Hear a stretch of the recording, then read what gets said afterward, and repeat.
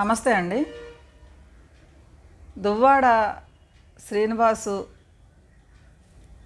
దువ్వాడ వాణి వీళ్ళిద్దరు గొడవ తీవ్ర స్థాయికి వచ్చేసి రోడ్డు మీద పడి ఒక ఫ్యామిలీలో ఉన్న ఫ్యామిలీ లేడీసు ఇంత దారుణంగా రోడ్డు మీదకి వచ్చి కొట్టుకుని తన్నుకుని చాలా చూడటానికి చాలా చిన్నతనంగా అనిపిస్తుంది. బరి తెగించేసేసి రోడ్డుకి ఎక్కేశారు. ఆ ఇల్లు సెప్టెంబర్ 5న కోర్టు వారు ఇందులో దువ్వాడ శ్రీనివాస్ భార్యకి పిల్లలకి ఆ ఇంట్లో హక్కు ఉంది, రైట్ ఉందని చెప్పి కోర్టు 5వ తారీఖున సెప్టెంబర్ 5ని చెప్పంగానే 6వ తారీఖున చాలా ఎమర్జెన్సీగా దివ్యల మాధురికి దువ్వాడ శ్రీనివాస్ ఆ ఇల్లు రాసిచ్చేశాడు. కానీ వీళ్ళిద్దరి మధ్యన ఎన్ని గొడవలున్నా 2 ఏళ్ల నుంచి మాటలు లేవని చెప్పుకుంటున్నప్పటికీ కూడా అది నా ఆస్తి, నా పిల్లలకే చెందుద్దని ఒక ఇంటర్వ్యూలో చెప్పినప్పుడు ఇప్పుడు నాకు 1,50,00,000 ఇవ్వాలి, 50,00,000 ఇవ్వాలి, నాకు రాసిచ్చేసాడని చెప్పి సిగ్గు లేకుండా దివ్యల మాధురిని చెప్పు తెగిలా కొట్టాలి ప్రతి ఒక్కరు ఆడోళ్ళు కూడా. అసలు ఎంత దగులుబాజీ అంటే ఆ దివ్యల మాధురి దానికి సిగ్గు కానీ ఇన్సల్టింగ్ కానీ ఒక ఆడది నేను ఒక ఆడదానని కానీ లేకుండా బరి తెగించింది. తన భార్యతో ఎవరినైతే తిను నా భర్త అని చెప్తుందో దువ్వాడ శ్రీనివాస్ని రాజా అని పిలుస్తుంది. ఒక ఇంటర్వ్యూలో చెప్పింది, మిమ్మల్ని ఏమని పిలుస్తారని ఒక టీవీ యాంకర్ అడిగినప్పుడు నన్ను రాజా అని పిలుస్తారా అని చెప్పింది. మొన్న చూస్తే రాజా ఎక్కడ ఉంటాడు, నేను భువనేశ్వర్లో ఉన్నాను, నేను తొందరగా వచ్చేస్తాడు. ఒక ప్రజానాయకుడు అయ్యుండి ప్రజల సమస్యలు పరిష్కరించిన వాడు ఇంత ఇష్యూ జరుగుతుంటే తన ఇంట్లో ఇష్యూని ఇల్లు ఆమె కీప్కి రాసేసి డబ్బులు ఇవ్వాలని వంకతో ఈ విషయంలో నేను ఇక్కడ ఉంటే కాంట్రవర్సీ అయిపోద్దని చెప్పి ఎక్కడో దూరంగా వెళ్ళి జనాల్లోకి రాకుండా మీడియా ముందు రాకుండా తప్పించుకుని తిరుగుతూ ఉన్నాడు.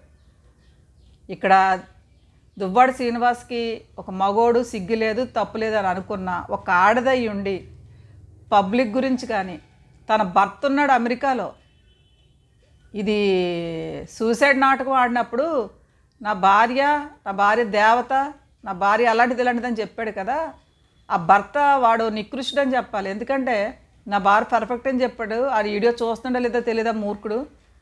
నేను పెళ్లి చేసుకుంటాను రాత్రి ఆమె నిన్న చెప్తుంది, నన్ను దువ్వాడ వాణి వదిలేస్తే నేను దువ్వాడ శ్రీనివాస్ని హ్యాపీగా పెళ్లి చేసుకుంటానని సిగ్గు లేకుండా చెప్తుంది.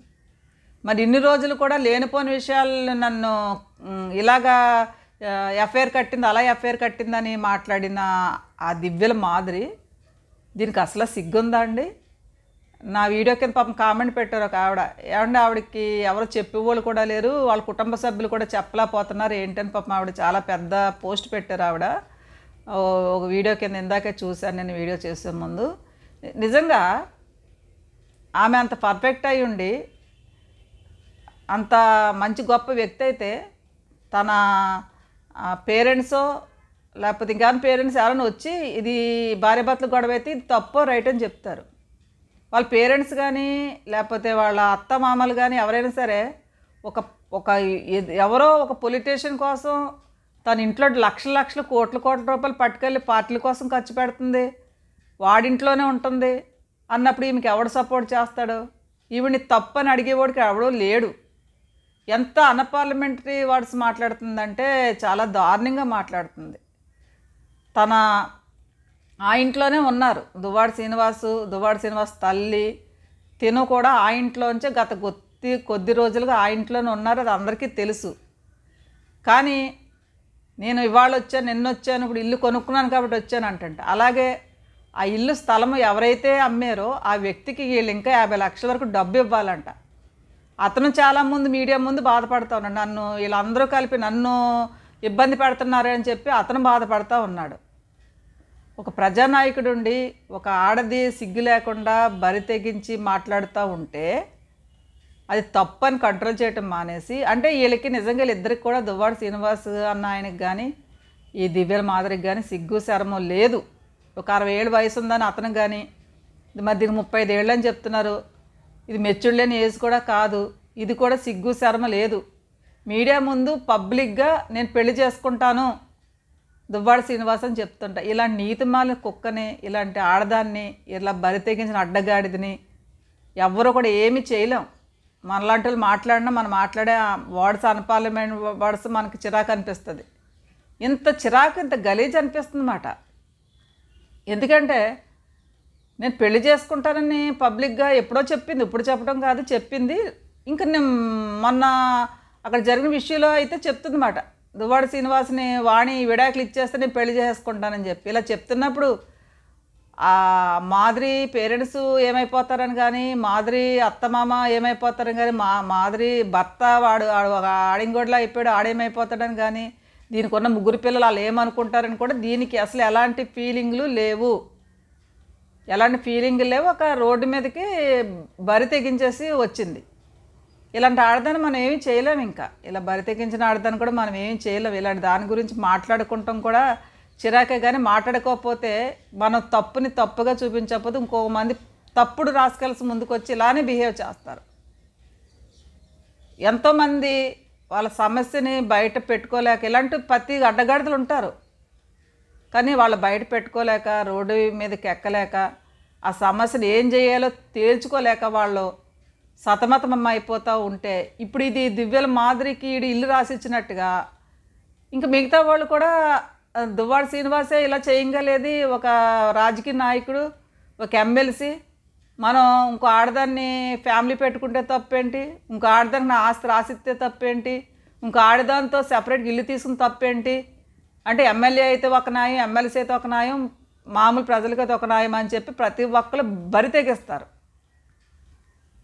కానీ వీళ్ళకి సమాజం ఎటుపోతుందో అవసరం లేదు. ఇలాంటి రాజకీయ నాయకుడు, ఇలాంటి రాజకీయ నాయకురాళ్ళు మనకు అవసరమా అనిపిస్తుంది అన్నమాట.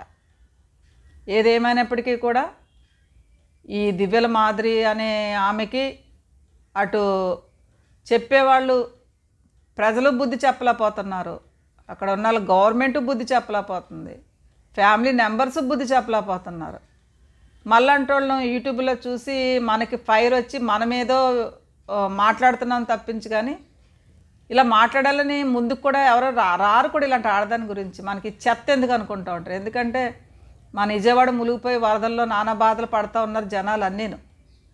అక్కడ అలాంటి సబ్జెక్టుల గురించి వెళ్ళి అక్కడికి 10 మందికి సేవ చేద్దాము, 10 మందికి హెల్ప్ చేద్దామని లేకపోగా వీళ్ళ ఆస్తుల్ని ఒకళ్ళనొకళ్ళు అప్పులున్నాయి, అయ్యున్నాయి ఇయ్యున్నాయని చెప్పి వీళ్ళిద్దరూ కూడా ఒకే మాట మీద ఉండి ఆ ఇల్లు కావాలని చెప్పే గవర్నమెంట్ ఓకే చేసేసింది. ఇలాంటి పరిస్థితుల్లో ఈ ఇల్లుని దివ్యల మాదిరికి రాసేస్తే ఇప్పుడు ఏ గవర్నమెంటు చేయలేదు, నేను అప్పున్నా గురించి ఇలాగా నేను రాశాను అని చెప్పొచ్చు అని చెప్పి పక్కాగా రాసేసి ఎక్కడో మన భువనేశ్వర్లో ఉన్నాను అన్నాడు. ఇప్పటివరకు కూడా మీడియా ముందుకు రాలేదు. మరి ఈవినింగ్ వస్తాడో మార్నింగ్ వస్తాడో తెలియదు. వచ్చిన ఏముందండి, మనకు ఒకటే అర్థమవుతుంది, దువ్వాడ వాణికి ఇవ్వాల్సింది ఇచ్చేసాను, నా పిల్లకి ఇవ్వాల్సింది ఇచ్చేసాను అని ముందే చెప్పేశాడు. అలాగే తను కోర్టులో వెళ్ళింది కోర్టులో తేల్చుకోవాలని చెప్పాడు. ఆ కోర్టులో ఎప్పుడు తేలుతుందో మనకి తెలియదు. 5 ఏళ్ళు అవ్వచ్చు, 10 ఏళ్ళు అవ్వచ్చు. ఈలోగా జరగవలసిన కాస్త జరిగిపోద్ది. ఇందులో కొట్టుకుంటాం, తిట్టుకుంటాం, బజార్కి ఎక్కటం చూడటానికి అసహ్యంగా మనందరికీ అనిపిస్తుంది. కానీ ఆ దివ్యల మాదిరి అదైతే రోడ్డుకి మీద ఎక్కేసిన బజారుది, దానికి ఒక సంస్కారం కానీ ఒక విధి విధానాలు కానీ ఏమీ లేదు. అలాంటి చెత్త ఆడదాన్ని ఎక్కడ చూడలేదు. అంత 60 ఏళ్ల వయసున్న ఒక రాజకీయ నాయకుని పట్టుకుని వాళ్ళకి గొడవలు ఉన్నాయని చెప్పి అది అదనుగా తీసుకుని ఇది వాళ్ళ జీవితాల్లోకి ప్రవేశించేసేసి అడ్వాంటేజ్ తీసుకుందన్నమాట. వాళ్ళిద్దరి మధ్య గొడవను అడ్వాంటేజ్గా తీసుకుని ఇది ఆ జీవితంలో ఇన్వాల్వ్మెంట్ అయిపోయి అసలు దువ్వాడ శ్రీనివాస్ గారు లాంటి గొప్ప వ్యక్తే లేడు, గొప్ప యాక్టర్ అంటుంది, గొప్ప రాజకీయ నాయకుడు అంటుంది, ఆయన గొప్ప వ్యక్తి అంటుంది. ఆ వ్యక్తి గురించి దీనికి తప్ప ఇంకెవరికి తెలియలేదు కాబోలు. ఇలాంటి దుర్మార్గాల గురించి ఎంత మాట్లాడుకున్నా మనకి ఇంకా ఇది మారుతుందని ఆశ అయితే లేదు. థ్యాంక్ యూ అండి.